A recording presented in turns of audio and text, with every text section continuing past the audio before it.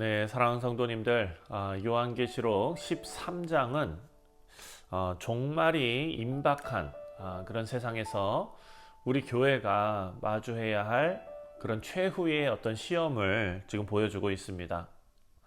바다에서 올라오는 짐승이 나오고, 그리고 땅에서 올라오는 짐승이 나오고, 이런 것들이 기록되어져 있는데, 이것은 두 가지 상징적인 어떤 세력의 출현을 지금 기록해 놓고 있는 것입니다.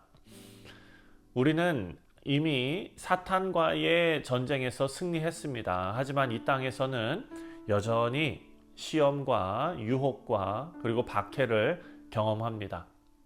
그래서 오늘 13장 이 본문이 이 시대를 살아가는 우리에게 여러 가지 질문을 하고 있습니다. 그 중에 가장 중요한 것은 바로 우리의 주권이 어디에 있는가라는 질문입니다. 세상에서 박해받으면서 세상에서 강압적으로 세상이 또 요구하는 그런 것들에서 순응하면서 살아갈 것인가, 그리고 그런 시류에 떠내려가면서도 우리는 하늘의 하나님 앞에서 어떻게 설 것인가 라는 질문을 우리 가운데 스스로 해야 된다라는 것입니다. 먼저 오늘 본문 말씀 1절부터 4절을 보면 바다에서 올라오는 짐승이 나타납니다. 이것은 세상 권력과의 충돌이지요. 먼저 1절에 내가 보니 바다에서 한 짐승이 나오는데 뿔이 10이요 머리가 7이라 그 뿔에는 10 왕관이 있고 그 머리에는 신성 모독하는 이름들이 있더라. 자, 이것은 사탄의 권세 아래에 있는 세상 권력을 상징하는 말입니다. 10뿔과 10 왕관 그리고 10 제국, 이것은 온갖 정치와 경제 세력을 대표하는 것이죠. 그래서 어떤 10명의 어떤 정치 지도자들 이렇게 해석해야 되는 것이 아니라 이것은 상징적으로 10 제국과 온갖 정치, 경제 세력, 다시 말해서 사탄의 권세 아래에 있는 세상의 권력을 통칭하는 것입니다. 3절 말씀을 보면 그 머리 하나가 상하여 죽게 된 것 같으니 그 죽게 되었던 상처가 나음에 온 땅이 놀랍게 여겨 짐승을 따르고, 자, 그 머리 중에 하나가 죽게 되었다. 그리고 다시 상처가 나았다라고 기록해 줍니다. 여러분, 이것은 세상의 권력이 주기적으로 위기에서 또 회복되는 것, 이런 것을 보여준다라는 것을 의미합니다. 그리고 다시 사람들은 이 짐승에게 큰 존귀와 권세를 부여하면서 경배합니다. 4절을 보니까 용이 짐승에게 권세를 주므로 용에게 경배하며 짐승에게 경배하여 이르되, 자, 이런 돈과 권력, 인기, 이런 안정을 향해서 인간들은 본능적으로 그런 권력 앞에, 그런 돈 앞에 순종하는 모습을 드러낸다라는 것을 지금 우리에게 알려주고 있습니다. 세상의 권세는요, 매혹적이고 그럴듯하지요. 우리는 흔히 경제적인 안정이나 사회적인 안정 앞에서 믿음은 있지만 실용적인 것, 그리고 이렇게 우리 피부에 와닿는 이런 실질적인 것은 타협할 수밖에 없지, 이런 유혹을 받게 됩니다. 하지만 오늘 본문은 우리에게 분명히 말하는데 세상 앞에서 살아남은 삶은 그 짐승에게 경배하는 삶이다 라는 것입니다. 여러분, 세속적인 성공 앞에서 우리의 영혼을 다 팔아넘기고 흔들리지 않기 위해서, 정말 세속적인 그런 성공 앞에 우리의 모든 것을 다 갖다 바치는 그런 인생을 살지 않기 위해서 우리는 우리 주 하나님께만, 하나님께서 우리의 왕이십니다 라는 선언을 매일, 그리고 스스로에게 계속해서 들려줘야 할 것입니다.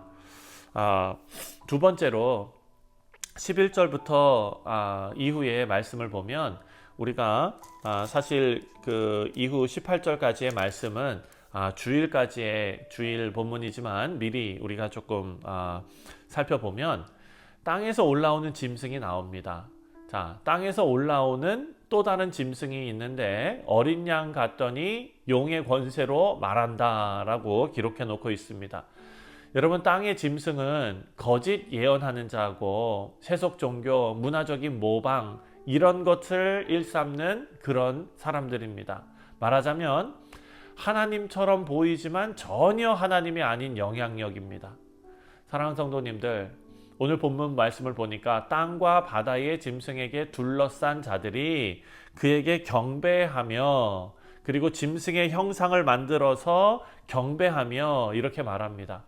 여러분, 이 짐승은 어떤 권력의 매력만 있는 것이 아니라 문화적인 것, 신학적인 것, 심지어 예배 자체도 다 선점해서 왜곡시킨다라는 것을 우리는 꼭 기억하면서 경계해야 합니다. 사람들은 나중에 가서 나는 이게 하나님인 줄 알았다, 그래서 경배했다 라고 변명할 것입니다. 진짜 예배는 한번 정말 멋진 어떤 음악이나 또 멋진 분위기나 또 어떤 멋진 문화나 이런 것으로 결정되는 것이 아닙니다. 이런 문화를 장악하는 것은 바로 악한 영적인 세력도 포함되어져 있다라는 것입니다. 언뜻 잘못 보면 하나님을 닮은 것처럼 생각해서 그것에 우리의 눈과 우리의 감정을 다 빼앗기는 그런 우를 범하면 안 되는 것입니다. 따라서 우리는 끊임없이 정확한 말씀 위에 우리의 예배를 세워야 합니다. 어떤 행사든지 어떤 모임이든지 이 예배가 성경적인 복음을 선포하고 있는가를 스스로 질문하고 따져보아야 합니다. 마지막으로 13장 5절부터 10절까지의 말씀을 보면은요, 믿음의 시험과 생명책에 대해서 나옵니다. 자, 먼저 5절 말씀을 보면, 또 짐승이 과장되고 신성모독을 말하는 입을 받고 또 42달 동안 일할 권세를 받으니. 자, 그리고 8절 말씀을 보니까 죽임을 당한 어린 양의 생명책에 창세 이후로 이름이 기록되지 못하고 이 땅에 사는 자들은 다 그 짐승에게 경배하리라. 세상의 권세와 거짓된 종교는 잠시 동안, 오늘 말씀을 보니까 42달 42개월만 그 권세를 받는다, 권세를 주어졌다 이렇게 말하는데, 이것은 정확하게 42개월을 의미하는 것이 아니라 잠시 동안, 한정된 시간 동안, 그 제한된 시간 안에서 사람들을 다스리고 핍박하게 된다라는 것입니다. 하지만 그 기록에는 없는 자, 경배하지 않는 자, 생명책에 기록되지 않는 자는 죽임을 당한다라는 것이죠. 우리의 신분 증명서는, 사랑하는 성도님들, 세상에 있는 것이 아닙니다. 우리는 하늘의 생명책에 우리의 이름이 기록된 자들이다 라는 사실을 오늘 본문이 다시 한번 확인시켜 줍니다. 10절 말씀을 보면, 사로잡힐 자는 사로잡혀 갈 것이요 칼에 죽을 자는 마땅히 칼에 죽을 것이요 성도들의 인내와 믿음이 여기 있느니라. 아멘. 자, 이 말씀은 아주 단호하지요. 하나님의 성도들이 짐승과 그 형상에게 경배하지 아니하더니 라고 말합니다. 이 말씀이 오늘 우리에게 알려주는 것은요, 사랑하는 성도님들, 하나님께서 우리에게 주신 말씀 그리고 그 은혜를 마지막까지 지키는 것이 우리 신앙의 결말이 되어야 한다라는 것입니다. 진짜 믿음은 단기적인 유혹을 이기는 것이 아니라 마지막까지 하나님을 붙들면서 하나님께서 나를 반드시 붙드실 것이다 라는 이 약속 속에서 우리의 삶을 살아가는 것입니다. 우리가 살아갈 그런 많은 날들 속에서 나는 내 삶이 하나님의 생명책에 기록된 자임을 내가 분명히 믿는가 라는 질문을 우리 마음속에 꼭 가지고 사시기를 바랍니다. 사랑하는 성도님들, 요한계시록 13장, 이것은 세상이 요구하는 두 가지 형태의 충성을 말합니다. 바로 정치적인 것, 경제적인 것, 권력, 이런 것이죠. 그리고 두 번째는 땅의 짐승으로 표현된 종교적인 것, 문화적인 것, 이런 것입니다. 이 마지막 시대에 얼마나 치명적인 시험이 우리에게 다가오는지를 알려주고 있습니다.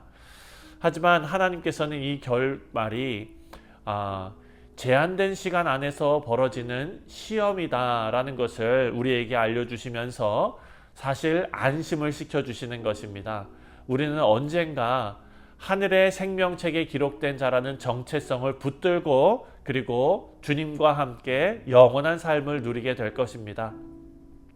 그리고 그것은 그저 공허한 선언이 아니라 마지막 숨이 끊어질 때까지 믿음을 끝까지 지키는 행동으로 우리 가운데 증명될 것을 믿습니다.